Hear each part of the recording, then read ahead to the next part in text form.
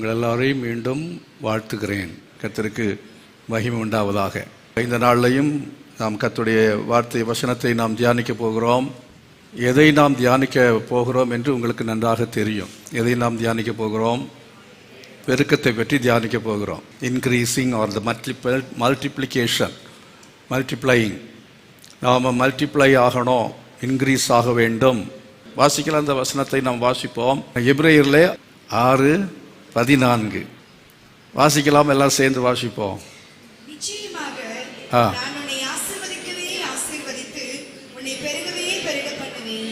நிச்சயமாக நான் உன்னை ஆசீர்வதிக்கவே ஆசீர்வதித்து உன்னை பெருகவே பெருக பண்ணுவேன். ஒரு நிமிஷம் கண்களை மூடி எல்லாரும் ஜெபம் பண்ணணும். நல்ல பிதாவே, இந்த காலை நேரத்திலையும் இந்த வசனத்தின் மூலமாய் எங்களோடு கூட நீர் பேச வேண்டும் என்று நாங்கள் ஜெபிக்கிறோம். நீர் பேசும். இயேசுவின் நாமத்தில் நாங்கள் கர்த்தாவே கூடி வந்து உம்முடைய வார்த்தையை கேட்கும்படியாய் எங்கள் இருதயத்தை இப்பொழுது ஆயத்தப்படுத்தி இருக்கிறோம். பரிசுத்த ஆவியானவர் உம்முடைய நல்ல வார்த்தைகளை எங்களுக்கு தந்து எங்களை ஆசீர்வதித்து அனுப்பும். இயேசுவின் நாமத்தில் பிதாவே, ஆமேன். பெருகவே பெருக பண்ணுவேன். கர்த்தர் நம்மை பெருக பண்ணுகிற இந்த சத்தியம், இந்த சத்தியத்தை நாம் அறிந்து கொள்ள வேண்டும் என்று சொன்னால் வேத புத்தகத்தை திறக்க வேண்டும். வேத புத்தகத்தில் எந்த புஸ்தகத்தை திறப்பது, எந்த அதிகாரத்திலே இது சொல்லப்பட்டிருக்கிறது என்று கேட்டால், பரிசுத்த வேதாகமத்தில் உள்ள 66 புஸ்தகங்களிலையும் இருக்கிற செய்தி பெருக்கத்தை பற்றியதுதான். ஆமென், அல்லேலூயா. 66 புஸ்தகங்களிலையும் இந்த பெருக்கத்தை பற்றிய செய்தி தான் சொல்லப்பட்டிருக்கிறது, கொடுக்கப்பட்டிருக்கிறது. இந்த ஆதியாகமத்தின் புஸ்தகத்திலே இருந்து சில காரியங்களை இன்றைக்கு படிக்க போகிறோம். இந்த பெருக்கம் என்று சொல்லும்போது என்னென்ன காரியங்களே பெருக்கம் அப்படிங்கிறதை ஆ வரிசையில் என்ன செய்யலாம், எழுதலாம். அப்புறம் ஆ வரிசையில் எழுதலாம். அப்புறம் ஈ வரிசையில் எழுதலாம். அப்புறம் ஈங்கிற வரிசையில் எழுதலாம். அப்படி என்று உட்கார்ந்து இந்த வருஷம் முழுசும் எழுதுங்களாம். ஆ வரிசையில் இருக்கிறதான என்ன ஆசீர்வாதங்களும் பெருக்கங்களும், அதே போல் ஆங்கிற வரிசை, இந்த ஆல்ஃபபெட், நீங்கள் இந்த ஆல்ஃபபெட்டை வரிசையாக வைத்து அதில் நீங்கள் என்ன செய்யலாம், பைபிளிலிருந்து கண்டுபிடித்து இந்த பெருக்கத்தை பற்றி எழுதுங்கள். கர்த்தர் உங்களுக்கு அதன் பெருக்கத்தை பற்றிய அறிவை உங்களுக்கு பெருகச் செய்வார். ஆமென், அல்லேலூயா. பெருக்கத்தை பற்றிய அறிவு நம்மளை என்ன செய்ய வேண்டும், பெருக வேண்டும். நான் உட்கார்ந்த போது அப்படி ஆ வரிசையில் கொஞ்சம் எழுதினேன். அப்படி எழுதினதை நான் உங்களுக்கு சொல்கிறேன் பாருங்கள். முதல்ல ஆசீர்வாதங்கள். என்ன முதல்ல ஆசீர்வாதம் சொன்ன அப்படின்னு போட்டால் தான் நமக்கு ஒரு கேட்குறதுக்கே எல்லாருமே காது கொடுப்பாங்க. ஸ்தோத்திரம். ஆசீர்வாதம் அப்படிங்கிற வார்த்தை இல்லை என்றால், ஒரு சபையில் அந்த வார்த்தையே சொல்லலைன்னா அது சபையே இல்லைன்னு ஓடி போயிடுவாங்க ஆட்கள். எங்கேயாவது ஆசீர்வாதம் அப்படிங்கிற வார்த்தையை நிறைய சொல்கிறாங்கன்னா அவள் தான் சரியான சபை. அப்படி ஆசீர்வாதம் ஆசீர்வாதம் ஆசீர்வாதம்னு யார் வந்து கத்திக்கிட்டே இருக்கிறாங்களோ அவள் தான் பெரிய தீர்க்கதரிசி. 1ஆம் தேதி நிறைய பேர் தீர்க்க தரிசனம் எல்லாம் சொல்லியிருப்பாங்க. சிலர் வந்து அந்த தீர்க்க தரிசனங்கள் எல்லாத்தையும் நீங்கள் தேடி கண்டுபிடிச்சிருப்பீங்க. கட்டி பிடிச்சிக்கிட்டே உட்கார்ந்துருங்க. அது நிச்சயமாக நடக்கவே நடக்காது. ஸ்தோத்திரம். அது உங்களுக்கு நடக்கவே நடக்காது. அதனால் அங்கே சொல்கிறாங்க, இங்கே சொல்கிறாங்க அப்படின்னு சொல்லி இந்த வாக்கு தத்தங்களுக்காக அலைகிறத நம்ம நிறுத்தணும். நம்ம என்ன செய்ய வேண்டும் என்று சொன்னால், கர்த்தர் நம்மை ஆசீர்வதிக்க வேண்டும். ஆமென். அவர்தான் ஆசீர்வாதத்தின் ஊற்றாக இருக்கிறார். அதனால் இங்கே நாம் இந்த வேதத்தில் நம்ம பார்க்கிற சமயத்தில் ஆதியாகமத்தில் 1ஆம் அதிகாரத்திலிருந்து படிக்கும்போது முதல் அதிகாரத்தில் நம்ம பார்க்கிறதான ஆசீர்வாதங்கள் என்று சொல்லும் பொழுது, the first blessing is the natural blessings. இயற்கையான ஆசீர்வாதங்கள். இயற்கை என்னும் ஆசீர்வாதம். இந்த இயற்கை என்னும் ஆசீர்வாதத்தை நம்ம நினைத்து பார்க்கிறதே இல்லை. எத்தனை பேர் நினச்சி பார்க்குறீங்க? பாருங்க, நீங்கள் வேதத்தில் நீங்கள் பார்க்கிற சமயத்தில் ஆதியாகமத்தின் புஸ்தகத்தில் 1ஆம் அதிகாரத்தில் நீங்கள் வாசிக்கும் போது அங்கே என்ன வாசிக்கிறீர்கள்? வெளிச்சம் உண்டாக கடவுது என்று சொன்னார். வெளிச்சம் உண்டாக கடவுது என்று சொன்னார். வெளிச்சம் உண்டாயிற்று. இன்றைக்கி நாம் இந்த வெளிச்சத்தை பார்க்குறோமே, இந்த வெளிச்சத்தை பற்றி ஏதாவது நம்ம யோசிப்போமா? இந்த வெளிச்சம் நமக்கு இருக்கிறத குறித்து ஏதாவது நம்ம சிந்திப்போமா? இந்த வெளிச்சத்தை பற்றி நாம் எத்தனை பேர் இதை உணர்கிறோம்? இந்த வெளிச்சத்தை தேவன் தந்ததுக்காக, தருகிறதுக்காக கர்த்தருக்கு எத்தனை பேர் ஸ்தோத்திரம் செலுத்துகிறீர்கள்? ஏன்னா ஆண்டவருடைய சமூகத்திலே ஞாயிற்றுக்கிழமையில் வந்து நாம் ஆராதனை செய்கிறோம் என்று சொன்னால், இந்த இயற்கையின் ஆசீர்வாதங்களை கர்த்தர் தந்திருப்பதற்காக நாம் கர்த்தருக்கு என்ன செய்வதற்காக வந்திருக்கிறோம்? அவர் தந்தவரை நாம் ஆராதிக்கும்படி வந்திருக்கிறோம். அவர் தந்தவரை நாம் ஆராதிக்க வேண்டும். ஆண்டவரே, இந்த வெளிச்சத்தை தந்தீரே, உமக்கு ஸ்தோத்திரம். அலாஸ்காவில் இதுக்கு முன்பாக அங்கே போகும்போதெல்லாம் என்னுடைய மகள் அங்கே இருக்கும் பொழுதெல்லாம் சில சமயத்தில் சில வாரங்கள், சில மாதங்கள் கூட அங்கே போய் தங்கி இருக்கிறோம். ஒரு குறிப்பிட்ட காலத்தில் அங்கே வெளிச்சத்தை பார்ப்பது கடினமாக இருக்கும். வெயில் வந்து விட்டது என்றால் ரொம்ப குதூகலமாக இருக்கும், ரொம்ப சந்தோஷமாக இருக்கும். நமக்கு மே மாதம் வெயில் என்று சொன்னாலே எரிச்சலாக இருக்கும். ஆனால் அந்த ஊரில் வெளிச்சம், வெயில் வந்து விட்டது என்று சொன்னால் ரொம்ப சந்தோஷமாக இருக்கும். வெளியிலே மக்கள் அதிகமாக போய் நடமாடுவார்கள். ஆகவே அந்த வெளிச்சத்தினுடைய, வெயிலுடைய அந்த அருமை என்பது அப்பொழுதுதான் தெரிகிறது. ஆண்டவர் நமக்கு இந்த வெயில், இந்த வெளிச்சத்தை தரவில்லை என்று சொன்னால், இந்த உலகத்தில் மரம், செடி, கொடிகள் இவைகள் ஒன்றும் என்ன செய்யாது? வாழாது. நான் சொல்கிறேனே, அந்த பகுதியில் நீங்கள் பார்த்தால் வெயில் இல்லாத அந்த இடங்களிலே நாம் பயிரிடுகிறதான இந்த பொருட்கள் ஒன்று, அங்கே இந்த தாவரங்கள் ஒன்றும் பயிரிட முடியாது, விவசாயங்கள் அங்கே பண்ண முடியாது. ஆகவே இந்த விதமாக இந்த உணவுக்கான தானிய வகைகள் பயிரிடப்படுகிறது.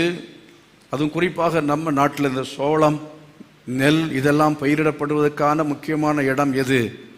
நம்முடைய இந்திய தேசம். கரங்களை வெற்றி கர்த்தர் மகிமைப்படுத்துவான். நல்ல குளிர் பிரதேசம், வெயில் இல்லாத இடத்துல ஆண்டவர்களை கொண்டு வைக்க வேண்டும்.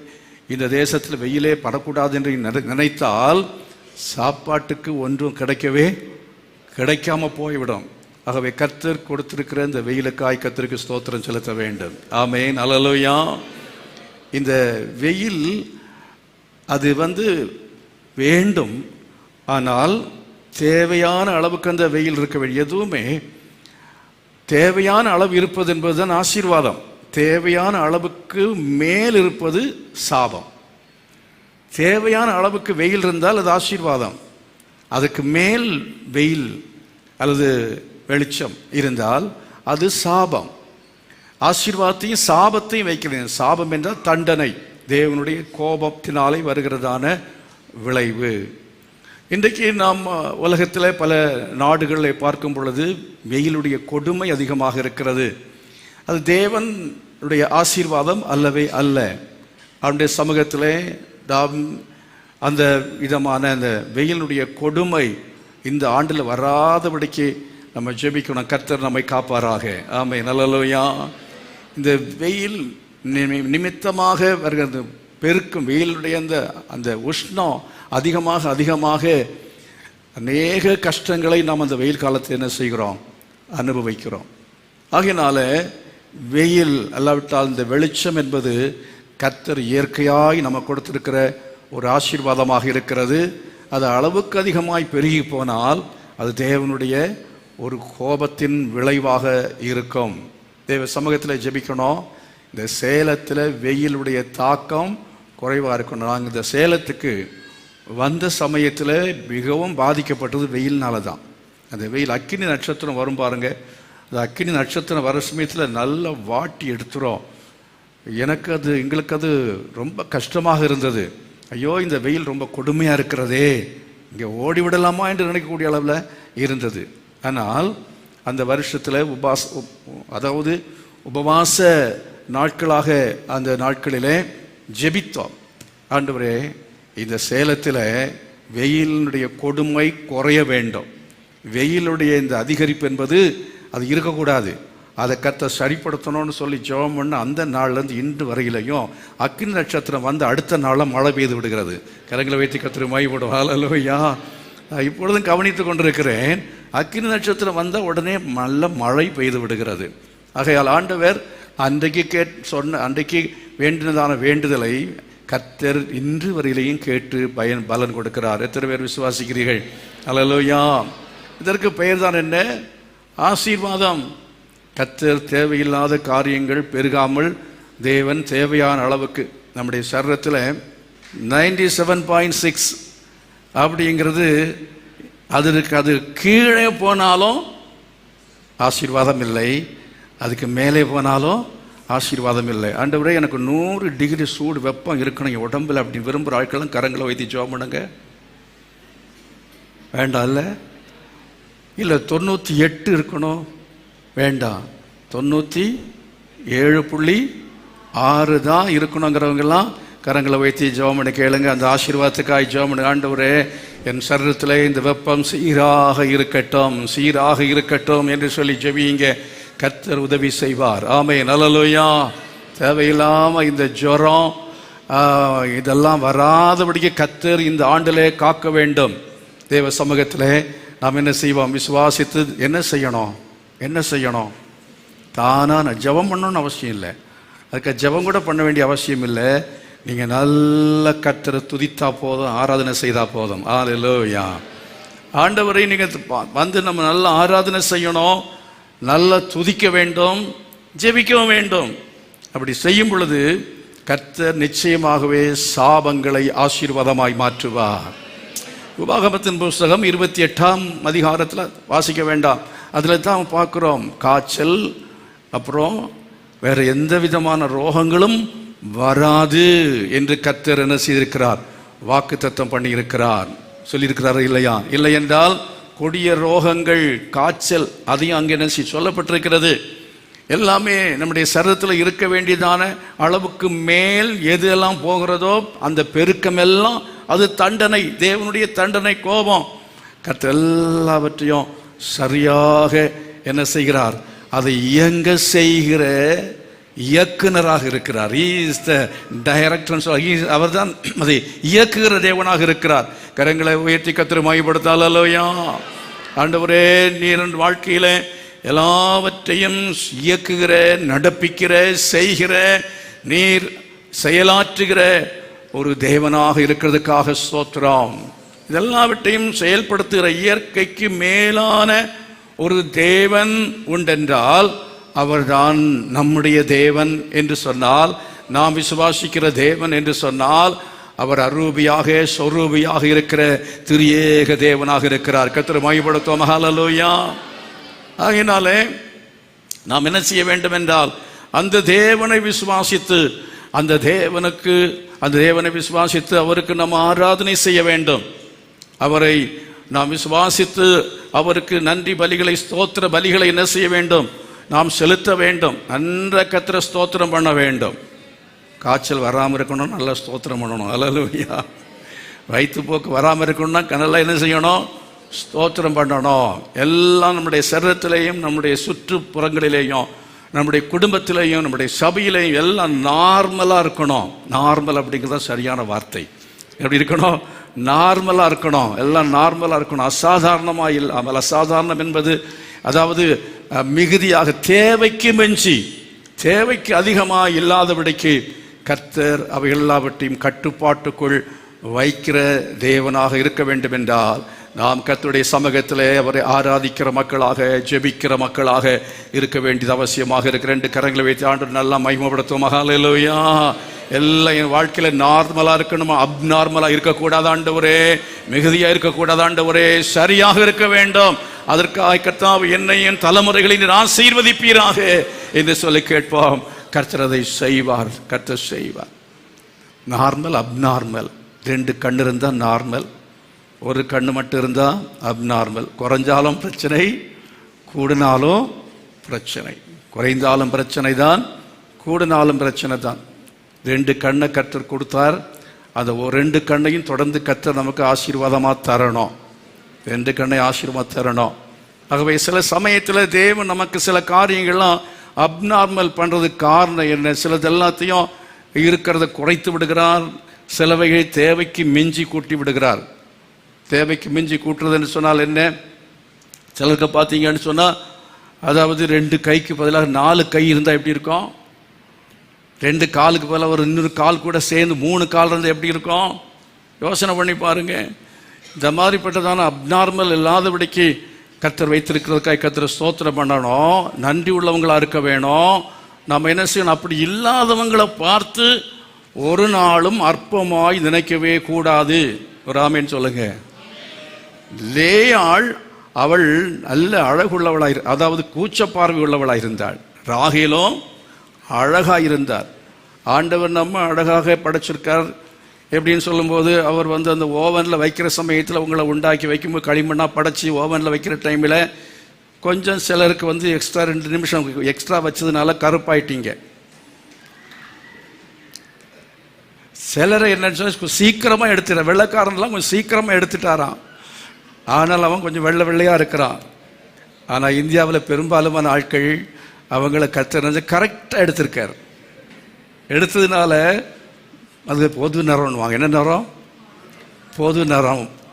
ஆமாம், புது நிறம்னா பொது நிறம். பொது நிறம்னா கருப்பும் இல்லை சிவப்பு, 2ம் கட்டானாக இருக்கிறது. அப்படிப்பட்டவங்க ரொம்ப சந்தோஷம். வெள்ளைக்காரனை பார்த்தா அதை மாதிரி ஆகணும்னு நம்ம விரும்புகிறோம். ஆனால் அவன் என்ன செய்கிறான்? அவன் நம்மளை போல மாறணும்னு சொல்லி கடற்கரையில் போய் வெயிலில் படுத்து கிடக்கிறத பார்க்குறோம். அது அருமையானவர்களே, ஆண்டவர் நமக்கு கொடுத்திருக்கிறதான கருப்புக்காக ஆண்டவருக்கு நன்றி சொல்லணும். சிகப்புக்காக கற்றுக்கு நன்றி சொல்லணும். சிகப்பாக இருக்கிறவன் கருப்பாக இருக்கிறவனை பார்த்து அற்பமாக நினைத்தா கற்பத்தை அடைப்பார். நான் சாபம் போடலை. வேதத்தில் நீங்கள் பாருங்க, லேயாள் கூச்ச பார்வையாக இருந்தாள். கூச்ச பார்வையாக இருந்த அந்த லேயாளை அற்பமாய் நினைத்தாள். யார்? ராகேல் அற்பமாய் நினைத்தாள். அவள் அற்பமாய் நினைத்தபடினாலே கர்த்தர் என்ன செய்தார்? அவளுடைய கற்பத்தை அடைத்து போட்டார் என்று சொல்லி பார்க்கிறோம். அவளுக்கு ஆண்டவர் சந்ததி பிள்ளைகளை கொடுக்கவில்லை. ஒரு பெருக்கம் தடைபட்டது. அவளுக்கு ஆண்டவர் கொடுக்க வேண்டிய ஒரு ஆசீர்வாதத்தை என்ன செய்யவில்லை? ஆண்டவர் தடுத்து நிறுத்தி வைத்திருந்தார். ஆகையினாலே பெருமை என்பது நமக்குள்ளே வரவே கூடாது. அது ஒரு அப்நார்மல். தாழ்மை என்கிறது நல்ல சுபாவம். ஆனால் தாழ்வு மனப்பான்மை என்ன செய்யக்கூடாது? அது அப்நார்மல். தாழ்வு மனப்பான்மை அப்நார்மல். பெருமை என்பதும் அப்படி அப்நார்மல் சொன்னால் என்னென்னா, அது மிகுதியான அவசியம் இல்லாதது. தமிழில் அப்படி தான் சொல்லலாமா? அது அது அதிகமாக நமக்கு தேவைக்கு மிஞ்சினதான காரியங்கள். அப்படினாலே நாம் என்ன செய்ய வேண்டும் என்று சொன்னால், தேவனுடைய கோபத்துக்கு தண்டனைக்கு தப்பித்து கொள்ளும்படியாக நாம் எப்போதும் என்ன செய்ய வேண்டும் என்று சொன்னால், தேவன் நமக்கு செய்ததான, நமக்கு கொடுத்திருக்கிறதான நல்ல அவயவங்களுக்காகவும், நம்முடைய நல்ல நிறமாக இருக்கலாம், நம்முடைய தலைமுடியாக இருக்கலாம், தேவன் கொடுத்திருக்கிற படிப்பாக இருக்கலாம், தேவன் கொடுத்த உத்தியோகமாக இருக்கலாம், தேவன் கொடுத்த பிள்ளைகளாக இருக்கலாம், இவைகளுக்காய் துதிக்கவும் ஸ்தோத்திரம் பண்ணவும் மறக்கவே கூடாது. நாம் ஜெபிக்க மறக்கவே கூடாது. அது மாத்திரமல்ல, நாம் நம்மை விட குறைவாக யார் இருந்தாலும் அவளை அற்பமாய் நினைக்கவே கூடாது. ஆமீன் சொல்லுவோமா? ஹல்லேலூயா.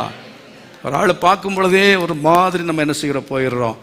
ஏன்னா அவங்கள பார்க்கும் பொழுது நமக்கு அற்பமாய் தோன்றலாம். நம்ம நல்ல கார் கர்த்தர் கொடுத்தாருந்தா காருக்காய் கர்த்தருக்கு ஸ்தோத்திரம் செலுத்தணும். ஆண்டவரே, இந்த கார் கொடுத்ததுக்காய் உமக்கு உம்முடைய கிருபை கர்த்தர் நல்லவர், அவர் கிருபை என்றும் உள்ளது. கிருபை என்றும் உள்ளது அப்படின்னு சொன்ன அர்த்தம் என்ன? கிருபையின் பெருக்கம் என்று சொன்னால் அர்த்தம் என்ன? அதாவது எல்லா நாட்களும் கர்த்தர் நமக்கு கிருபையை கொடுப்பதுக்கு பேர் தான் கிருபை, பெருக்கம். ஆமென், அல்லேலூயா. அதெல்லாம் ஒரு கூடை நிறைய, 2 கூடை நிறைய 10 கிலோ கிருபை, 50 கிலோ கிருபை அப்படின்னு ஆண்டவர் கொடுக்க போறாரு. கர்த்தருக்கு ஸ்தோத்திரம். ஆண்டவர் ஒவ்வொரு கிருபையை நிறுத்தாமல் தேவன் நசிகரா இருந்தால் உங்களுக்கு தேவன் தம்முடைய கிருபையை அவர் தந்து உங்களை ஆசீர்வதிக்க வேண்டும் என்று சொல்லி விரும்பினால், தேவ சமூகத்திலே நாம் என்ன செய்ய வேண்டும்? தாழ்மை பெருகும் போது தேவ கிருபை என்ன செய்யும்? பெருகும். நம்முடைய ஸ்தோத்திரம் பெருகும் போது தேவனுடைய கிருபை என்ன செய்யும்? அது பெருகும். அனைவருடைய ஸ்தோத்திரத்தினால் என்ன செய்கிறதாம்? கிருபை பெருகுகிறது என்று சொல்லப்பட்டிருக்கிறது. ஆகவே ஆண்டவர் சமூகத்தில் கரங்களை வச்சு சொல்லுங்க, ஆண்டவரே, எனக்குள்ள பெருமை வந்து விடக்கூடாதப்பா. எனக்கு தந்திருக்கிற படிப்பு, என் தந்திருக்கிற அழகு, எனக்கு தந்திருக்கிற குடும்பம், எனக்கு தந்திருக்கிற வீடு, ஆண்டவர் என்னுடைய கார், இவைகளை பார்த்து நான் பெருமைப்பட்டு விடக்கூடாது, மற்றவர்களை அற்பமாய் நினைக்கக்கூடாது. ஆண்டவரே, தாழ்மையோடு இருக்கத்தக்கதா எனக்கு உதவி செய்யும் என்று சொல்லி கேளுங்க.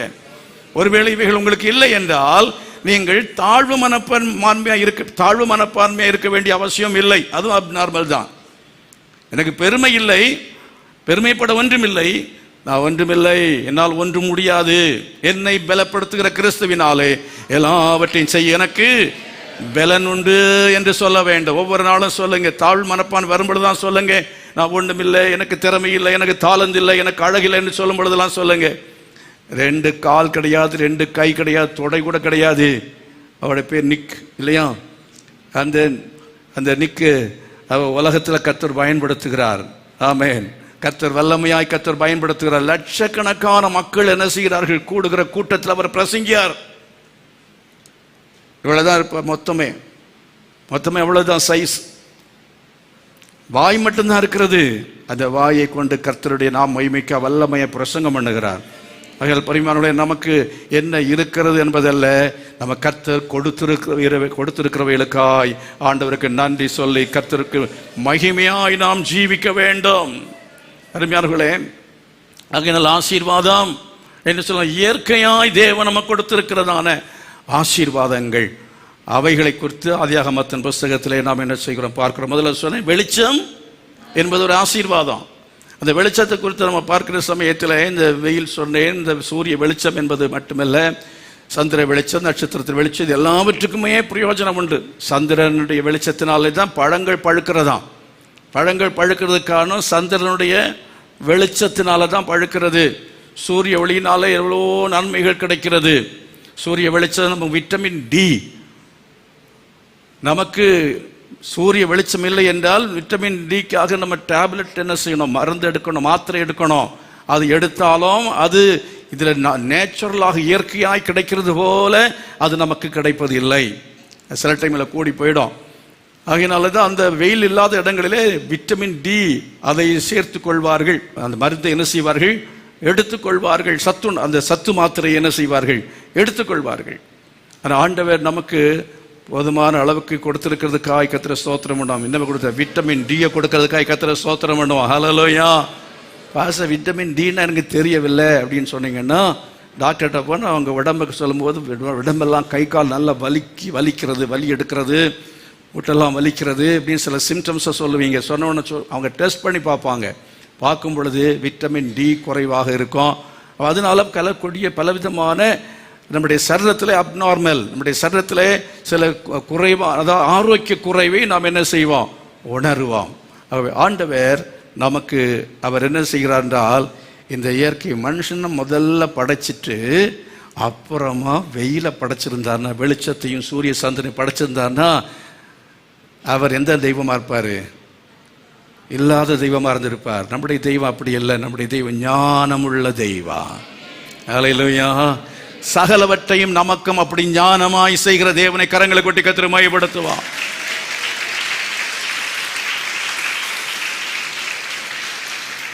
சில சமயத்தில் நம்ம நினைக்கிறோம், நம்ம தெய்வத்துக்கு ஒண்ணுமே தெரியாதவர், பள்ளிக்கூடத்துக்கு போகாதவர், நான் எம்ஏ படித்துட்டு, நான் பிஹெச்டி படிச்சுன்னா டாக்டர். கர்த்தருடைய ஞானம் பெரிய ஞானம். கரங்களை வைத்து கர்த்தரை மகிமைப்படுத்துவோம். ஹல்லேலூயா. கர்த்தருடைய ஞானம் நமக்கு சில பைத்தியமாய் தோன்றுகிற காரியங்கள், நமக்கு தோன்றுகிறதுலாம் பைத்தியமாய் தோன்றும். கன்னியின் வயிற்றில் பிள்ளை பிறக்குமா? பிறக்காது, பைத்தியம். ஆண்டவர் சொன்னதை கன்னி கற்பவதி ஆவாழ்ந்த ஏசாய தீர்க்கதரிசியை கொண்டு சொல்லும்போது ஏசாய தீர்க்கதரிசியை கன்னத்தில் அரைஞ்சிருப்பாங்க. என்ன பைத்தியக்கார மாதிரி தீர்க்க தரிசனம் சொல்றியப்பா? கன்னி கற்பவதி ஆவாளா? அது யார் சொன்னது அப்படின்னு சொல்லி அவனை கள்ள தீர்க்க தரிசின்னு சொல்லி இருப்பார்கள். ஆனால் அந்த தீர்க்க தரிசனம் நிறைவேறியது. ஹல்லேலூயா. நம்முடைய ஆண்டவருடைய ஞானம் என்பது நம்முடைய புத்திக்கு எட்டாத ஞானமாக இருக்கிறது. நாம் நினைப்பதற்கும் வேண்டிக் கொள்ளும் சிந்திப்பதற்கும் மேலாக நம்முடைய புத்திக்கு எட்டாத காரியங்களை நமக்கு செய்கிறவர், மனுஷனுக்கு செய்கிற இந்த உலகத்தில் நடப்பிக்கிற கர்த்தர் தான் நம்முடைய தேவன். ஏனென்றால் அவர் சர்வ ஞானம் உள்ளவராக இருக்கிறார். அவர் சர்வ ஞானம் உள்ளவராக இருக்கிறார். அருமையானவர்களே, அப்படின்னால நம்முடைய வாழ்க்கையில என் கர்த்தர் எல்லாவற்றையும் ஞானமாய் செய்வார். எப்போ எதை கொடுக்க வேண்டுமோ அப்போது கர்த்தர் அதை கொடுப்பார். உங்களுக்கு முதலாவது ஆண்டவர் நல்ல பொன்னையும் பொருளையும் நிறைய ரட்சிக்கப்பட்ட உடனே கொடுப்பார் என்று சொன்னால், நீங்கள் விழுந்து போவீர்கள் என்பதற்காக ஆண்டவர் என்ன செய்வார் என்றால், சபைக்கு வந்த உடனேயே என்ன செய்ய மாட்டார், எல்லாத்தையும் கொடுக்க மாட்டார், எல்லாவற்றையும் கொடுக்க மாட்டார். தேவன் நம்முடைய கண்களை ஆசீர்வதிக்க வேண்டும். கண்களின் பார்வை இன்றைக்கே நம்ம கண்ணாடி எல்லாத்தையும் எடுக்கத்தக்கதாய் கற்று கண்பாடு பார்வை பெருக செய்ய வேண்டும். எத்தனை பேர் கேட்குறீங்க? நான் உன்னை பெருகவே ஆசீர்வதித்து பெருகவே பெருக பண்ணுவேன்னு சொன்னால் நம்முடைய கண் பார்வை கத்தை பெருக செய்யட்டும். ஹல்லேலூயா. அதை செய்வாரா செய்ய மாட்டாரா? விசுவாசிப்போம். கத்த அதை செய்வான்னு விசுவாசிக்கிறார்கள். ஆமென். ஹல்லேலூயா. ஆபிரகாமுக்கு 99 வயதிலையும் குழந்தையை கொடுக்க முடியும் என்றால் நமக்கு 100 வயதிலையும் கண் பார்வை கத்தர் கொடுக்க முடியும். ஆமென். ஹல்லேலூயா. கத்தர் சித்தம் அதை கத்தர் செய்வார். உங்கள் விசுவாசத்தின் நம்முடைய விசுவாசத்தின்படி காரியங்கள் நடக்கும். குருடனுடைய கண்களை திறந்தவர். கையில் வச்சு வாலிப பிள்ளைங்களை ஜெபம் பண்ணுங்க. ஆண்டவரே, நான் சீக்கிரம் கண்ணாடி போடணும், எனக்கு கண்ணாடி போட ஆசையாக இருக்குது. மற்றவங்களை பார்த்தா 2 மாட்டி இருக்க பார்த்து அழகாக இருக்கிறாங்களே, எனக்கும் ஒரு கண்ணாடி போடணும். எத்தனை வாலிப பிள்ளைங்க விரும்புகிறீங்க? ஒருத்தர் இல்லையா? அநேக பிள்ளைகளை பார்த்தீங்கன்னா சின்ன வயசுலேயே அவங்க அப்பா கண்ணாடி வாங்கி மாட்டிடுவாங்க. ஏன்னா கண்ணாடி போடுறது ஒரு அவங்களுக்கு என்னன்னா ஒரு அழகு மாதிரி நினைக்கிறாங்க. இது அழகுக்காக போடுறதில்லை, இது அவஸ்தைக்காக போடுறது. இதை போட்டு அவஸ்தைப்பட்டு இருக்கிறோம். அதனால வாலிப பிள்ளைகளுக்கு நாங்கள் சொல்கிறேன், என்ன சொல்கிறேன்னா, உன் கண் பார்வை அது பெருக வேண்டும், அது குறையக்கூடாது, அப்படியே நார்மலாக இருக்கணும்.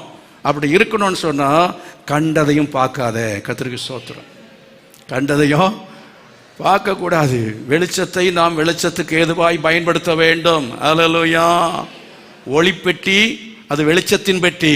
அது சில சமயத்தில் பாதி சாபம் இருக்குதுல்ல, அதனுடைய நல்ல சாபமானவைகளை என்ன செய்ய வேண்டாம், பார்க்க வேண்டாம். சும்மாவே நம்ம என்ன செய்கிறோம், இந்த கம்ப்யூட்டர், இந்த என்னது மொபைல், இதை அதிகமாக உட்கார்ந்து பார்க்குறோம் பாருங்க.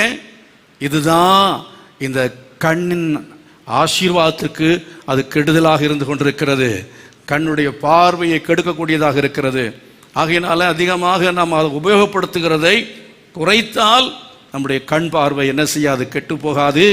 ஆண்டவர் ஒருவேளை குறைந்து, அதாவது அது பார்வை குறைவாக இருந்தாலும் கர்த்தர் இன்னும் பெருக செய்வதற்கு வல்லமுள்ள தேவன். இன்றைக்கு நான் சொன்னதுனால நான் விசுவாசித்தேன், கண் பார்வை பெருக போகிறது. ஆக இன்று நான் 4 சினிமா சேர்த்து பார்க்க முடியும். அதுக்காக கர்த்தருக்கு ஸ்தோத்திரம்னு சொல்லுங்க பார்க்கலாம்.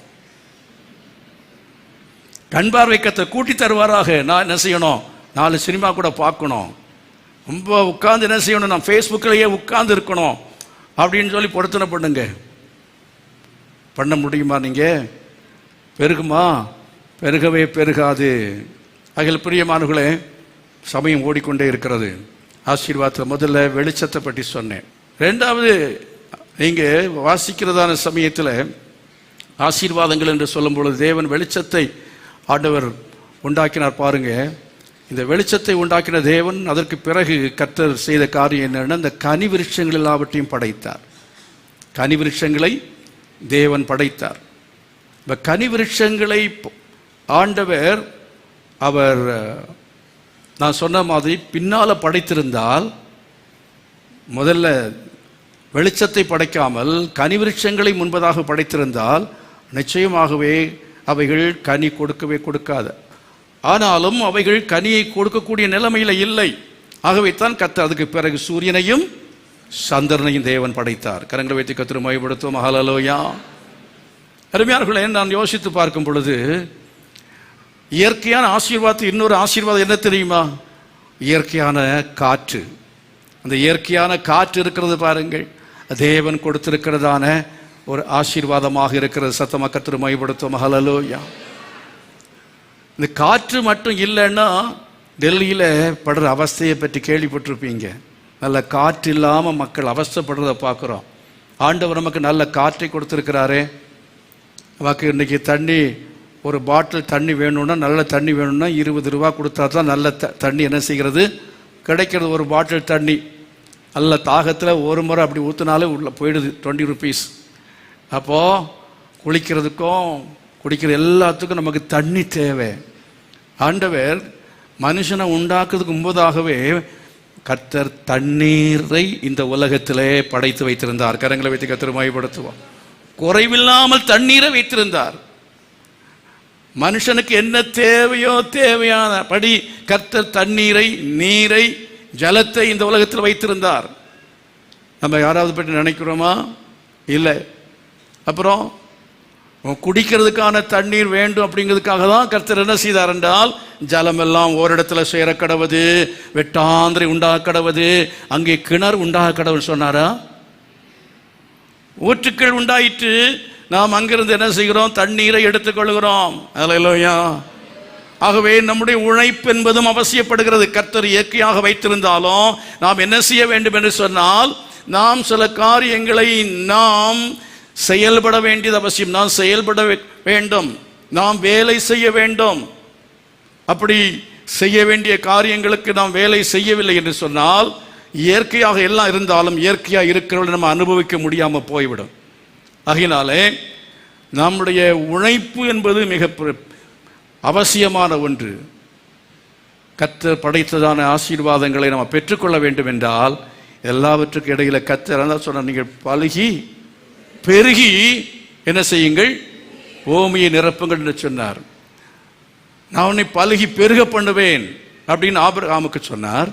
ஆனால் ஆதாமுக்கு சொல்லும் பொழுது என்ன சொன்னார்? நீங்க பலுகி பெருகி. It's a commandment.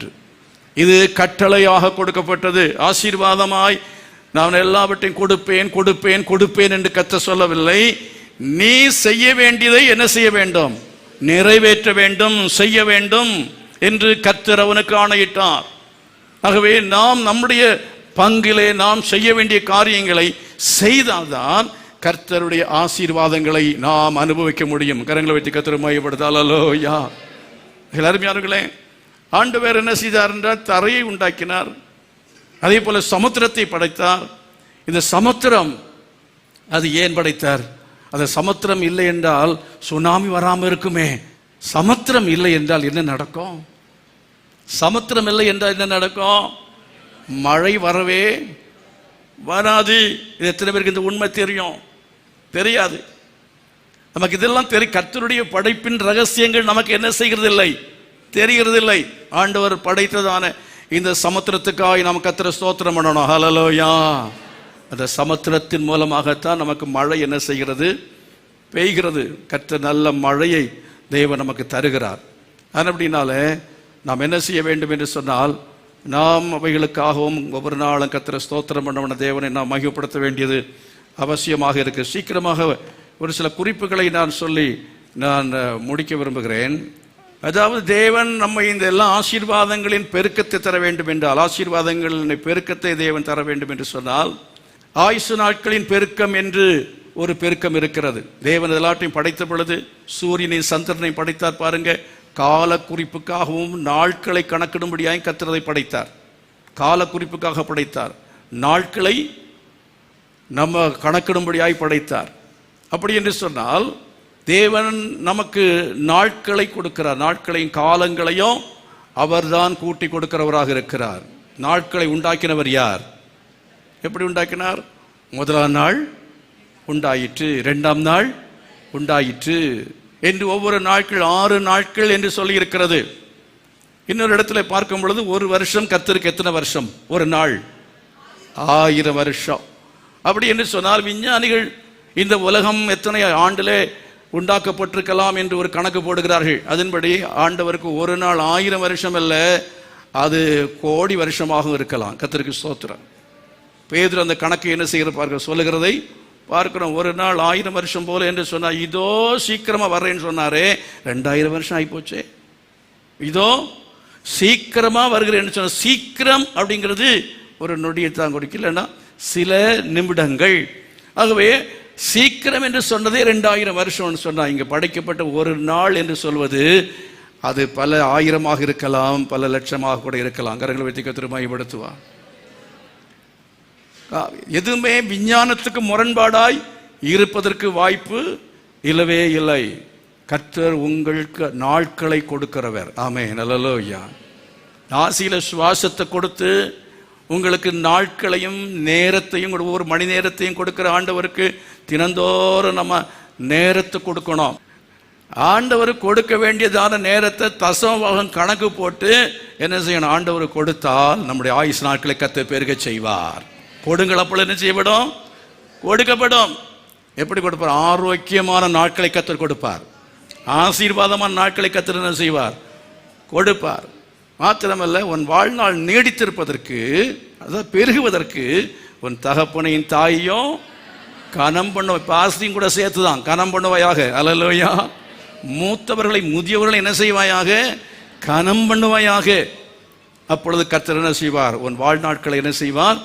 நீடித்திருக்கும்படி பெருகும்படி கர்த்தர் கிருபை செய்வார். எல்லாரும் கரங்களை வைத்து கர்த்தரை மகிமைப்படுத்துவோமா? அல்லேலூயா. 12 விஷயங்களை நாங்கள் எழுதி வச்சிருக்கிறேன். அது எல்லாத்தையும் சொல்லணும்னா இன்றைக்கு, அதாவது ராத்திரி வரையிலையும் ஆகும். உட்காந்துருப்பீங்களா? ஸ்தோத்திரம். சொல்லிக்கிட்டே இருக்கலாம். ஆதியாகமத்தை தான் இப்போ ஆரம்பிச்சுக்கிறேன். ஆதியாகமத்து இன்ட்ரடக்ஷன் தான். இப்போது ஆதியாகம் 1ஆம் இடத்துக்கு வரல, முதல் வசனத்துக்கு வந்து அதை சொல்லி முடிச்சிடுறேன். முதல்ல என்னென்னா, முதல் வார்த்தை என்னது? தேவன். முதல் வார்த்தை என்ன? ஆதியிலே. அதை சொல்லி நான் முடிச்சிடுறேன். ஆதியிலே தேவன் அப்படின்னா உங்கள் வாழ்க்கையில் ஆதியிலே தேவன் தான் இருக்கணும். வாழ்க்கையில் இந்த பிகினிங், துவக்கம், முதல் இடம், எல்லாவற்றுக்கும் முந்தினவராய் நம்முடைய தேவன் இருப்பார் என்றால் அவர் உங்கள் வாழ்க்கையில் எல்லாவற்றையும் பெருக செய்வார். கர்த்தரை மகிமைப்படுத்தும். ஹல்லேலூயா. ஆண்டவர், என் வாழ்க்கை எல்லாவற்றுக்கும் எல்லாமாக உம்மை நான் வைத்திருப்பேன். ஆண்டவரே, என் வாழ்க்கையின் காலையில் எழும்பின உடனே நீதான் என் தேவன், நீ உம்மையின் கர்த்தரை துதித்து ஜெபித்து விட்டு தான் வேலைகளை நான் செய்வேன். என் பணத்திலே முதலிடம் உமக்குத்தான் கொடுப்பேன், என் நேரத்தில் முதலிடம் உமக்குத்தான் கொடுப்பேன், எல்லாவற்றிலும் முதலிடம் உமக்கு நான் தருவேன் என்று சொல்லி தேவ சம தீர்மானம் பண்ணுங்கள். கர்த்தர் உங்களை பெருக செய்வார். எழுப்பி நிற்போம். எல்லாரும் எழுப்பி நிற்போம். ஆமென். ஹல்லேலூயா. Glory to God. Thank you Jesus. Praise the Lord. Hallelujah. Glory to God. கைகளை வைத்து ஆண்டவர் சமூகத்தில் ஆண்டவர் நமக்கு கொடுத்திருக்கிற நன்மைகளுக்காக, ஆசீர்வாதங்களுக்காக எல்லாரும் கர்த்தரை ஸ்தோத்திரம் பண்ணுவோம். எல்லாரும் கர்த்தரை ஸ்தோத்திரம் பண்ணுங்க. எல்லாரும் கர்த்தரை ஸ்தோத்திரம் பண்ணுங்க. கர்த்தர் உங்களை பெருக செய்ய வேண்டும் என்றால், உங்கள் கிருபையை பெருக செய்ய வேண்டும் என்றால், உங்கள் நன்மைகளை பெருக செய்ய வேண்டும் என்றால், சங்கீதக்காரனை போல சொல்லுங்க, என் ஆத்துமாவே கர்த்தரை ஸ்தோத்திரி, என் முழு உள்ளமையுடைய பரிசுத்த நாமத்தை ஸ்தோத்திரி, என் ஆத்துமாவே கர்த்தரை ஸ்தோத்திரி, அவர் செய்த சகல உபகாரங்களையும் மறவாதே. ஹல்லேலூயா. அவர் உனக்கு ஆரோக்கியமான வாழ்வை பெருக செய்திருக்கிறார். ஆமென். உனக்கு ரட்சிப்பின் அனுபவத்தை தந்திருக்கிறார். அதற்காக கர்த்தரை ஸ்தோத்திரம் பண்ணுங்க. ஓ ஹல்லேலூயா. ஆவிக்குரிய ஆசீர்வாதங்களை கர்த்தர் பெருக செய்து கொண்டிருக்கிறார். அதற்காக கர்த்தரை ஸ்தோத்திரம் பண்ணுங்க. பூமிக்குரிய நன்மைகளை கர்த்தர் பெருக செய்து கொண்டிருக்கிறார். அதற்காக கர்த்தரை மகிமைப்படுத்துங்கள். ஹல்லேலூயா. வாய்களை திறந்து எத்தனை பேர் ஆண்டவரை துதிக்கிறீர்களோ, ஸ்தோத்திரம் பண்றீங்களோ, உங்கள் மேல தேவ கிருபை பெருகும். தேவ கிருபை பெருக பெருக பெருக அப்படி ஆசீர்வாதங்கள் உங்கள் வாழ்க்கையிலே அது பெருகிக் கொண்டே இருக்கும். வாய்களை நல்ல விரிவாய் திறந்து கண்களை மூடி கரத்தை உயர்த்தி ஆண்டவரை ஸ்தோத்திரம் பண்ணு. சகோதரனே ஸ்தோத்திரம் பண்ணு, ஸ்தோத்திரம் பண்ணு, ஸ்தோத்திரம் பண்ணு. ஹல்லேலூயா. உமக்கு ஸ்தோத்திரம் ஆண்டவரே, உமக்கு ஸ்தோத்திரம் ஆண்டவரே, உமக்கு ஸ்தோத்திரம், உமக்கு ஸ்தோத்திரம். நல்ல சத்தமாய் சத்தமாய் சத்தமாய் எல்லாரும் கர்த்தரை ஸ்தோத்திரம் பண்ணுங்க. ஓ ஹல்லேலூயா. ஒரு 2 நிமிஷம் நல்ல கர்த்தரை ஸ்தோத்திரம் பண்ணுங்க. நல்ல கர்த்தரை ஸ்தோத்திரம் பண்ணுங்க. நல்ல கர்த்தரை ஸ்தோத்திரம் பண்ணுங்க.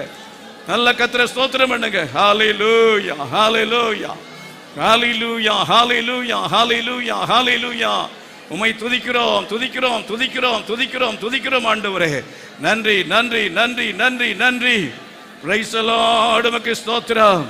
நன்றி செலுத்துகிறோம், நன்றி செலுத்துகிறோம், நன்றி செலுத்துகிறோம், நன்றி செலுத்துகிறோம். Thank you Jesus. Hallelujah. Hallelujah. Hallelujah. Glory, glory, glory, glory, glory to God. உமக்கு ஸ்தோத்திரம். Thank you Jesus. உமக்கு நன்றி செலுத்துகிறோம் ஆண்டவரே, உமக்கு நன்றி செலுத்துகிறோம். Hallelujah. Glory to God. எத்தனை பேர் ஆண்டவர் உங்களுக்கு கொடுத்திருக்கிற நன்மைகள் இவைகள் எல்லாவற்றையும் தொடர்ந்து பெற்றுக்கொள்வதற்காக நன்றி உள்ளவர்களாக நீங்கள் ஜீவிக்க விரும்புகிறீங்க? கையில் ஆண்டவரே, நான் நன்றி உள்ளவனா ஜீவிக்கணும்ப்பா. மற்றவங்களை பார்த்து நான் அற்பமாக நினைக்கக்கூடாது. நீ எனக்கு கொடுத்திருக்கிற நன்மைகளுக்காக பெருமைப்படக்கூடாது. எனக்கு இல்லை என்பதற்காக நான் ஆண்டவரை குறைவுபட்டு கொள்ளக்கூடாது, குறை சொல்லக்கூடாது. நான் உண்மை ஆண்டவரை குறைத்து பேசக்கூடாது, என்னை குறைத்து நான் மதிப்பிடக்கூடாது. எனக்கு உதவி செய்யும் என்று சொல்லி கேளுங்க. தேவசபை கரங்களை வைத்து, ஆண்டவரே, எல்லாவற்றையும் நீர் எனக்கு படைத்து கொடுத்திருந்தாலும், என் சரீரத்திலெல்லாம் நீர் கொடுத்திருந்தாலும், நன்மைகளை நீர் கொடுத்திருந்தாலும், ஆசீர்வாதங்களை கொடுத்திருந்தாலும், அவைகளை தொடர்ந்து நான் ஆண்டவரை அனுபவிக்கத்தக்கதாக, அவைகள் ஆண்டவரை நான் தொடர்ந்து சரியாக பெற்றுக்கொள்ளத்தக்கதாக, இன்னும் அவர் மிகுதியாகக்கூடிய காரியங்கள் மிகுதியாக்கத்தக்கதாக ஆண்டவரை என்ன காரியங்களை செய்ய வேணுமோ அவைகளை செய்ய, கடமைகள் ஆற்ற, கை கொள்ள வேண்டிய காரியங்களை கை கொள்ள, உழைக்க வேண்டியதான ஆண்டவரே உழைப்புக்கு நான் ஆண்டவர் நேரத்தை கொடுக்க, உமக்கு முதலிடம் கொடுக்க, இந்த காரியங்கள் எல்லாவற்றிலும் என்னை ஆண்டவரே நான் சரியில்லாமல் இருக்கிறேன், என்னை சரிப்படுத்தணும்னு சொல்லி கேளுங்க. கர்த்தர் அது நிமித்தமாய் உங்கள் வாழ்வை பெருக செய்ய போகிறார். உங்கள் வாழ்வை பெருக செய்ய போகிறார். ஆமென், ஹல்லேலூயா. உமக்கு நன்றி, நன்றி, நன்றி, நன்றி ஆண்டவரே. நன்றியோடு உமக்கு ஸ்தோத்திரம் செலுத்துகிறோம் ஆண்டவரே. உமக்கு ஸ்தோத்திரம். ஹல்லேலூயா, glory to God. உமக்கு ஸ்தோத்திரம். என்னை உண்டாக்கின என் தேவாதி தேவன் அவர் தூங்குவதும் இல்லை, அவர் உறங்குவதும் இல்லை. ஆமென், ஹல்லேலூயா. நம்ம உண்டாக்கின தேவன் அவர் நம்மோடு கூட இருந்து அவர் நம்மை காக்கிறவராக இருப்பார். அவர் நம்மை வழி நடத்துகிறவராக இருப்பார். அவர் சர்வ வல்லமுள்ள தேவன், அவர் சர்வ ஞானமுள்ள தேவன். ஏற்ற ஏற்ற காலங்கள் எல்லாவற்றையும் நமக்கு செய்து முடிப்பார். விசுவாசத்தோட கரங்களை கொட்டி கர்த்தரை மகிமைப்படுத்துங்க. எல்லாவற்றையும் ஏற்ற காலங்களை உங்களுக்கு செய்து முடிக்கிற தேவன். நீங்கள் பயப்பட வேண்டாம், கலங்க வேண்டாம்.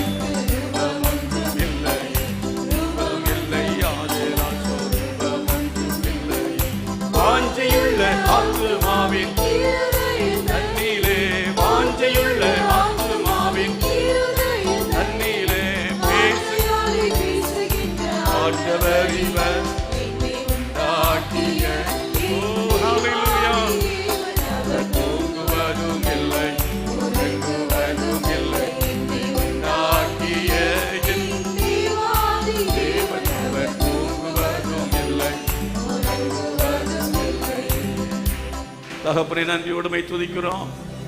எங்கள் வாழ்க்கையில உடைய ஆசீர்வாதங்களை தந்தங்களை பெருக செய்கிற கர்த்தர் நீ.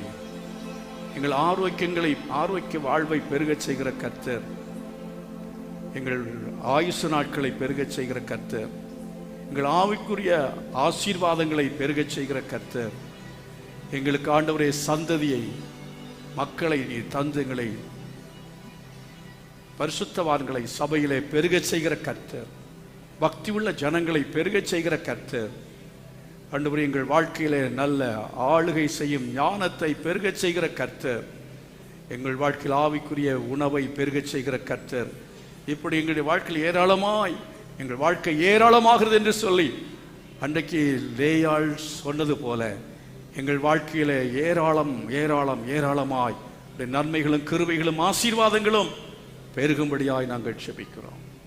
கர்த்தர் அப்படி ஒவ்வொருடைய வாழ்க்கை இந்த ஆண்டில் என்னை பெருகச் செய்யும், ஆசீர்வதியும். இயேசுவின் நாமத்தில் ஜெபிக்கிறேன் ஜீவன நல்ல பிதாவே. நம்முடைய கர்த்தர் ரட்சகருமாய் இருக்கிற இயேசு கிறிஸ்துவின் கிருபையும் பிதாவாகிய தேவனுடைய அன்பும் பரிசுத்த ஆவியானுடைய அந்யோன்யமும் சமாதானம் பாதுகாவலும் நம் அனைவரோடும் சகல பரிசுத்தவான்களும் கூட இன்று இன்றைக்கு நிலைத்திருப்பதாக. ஆமென். God bless you. கர்த்தர் எல்லாரையும் ஆசீர்வதிப்பாராக.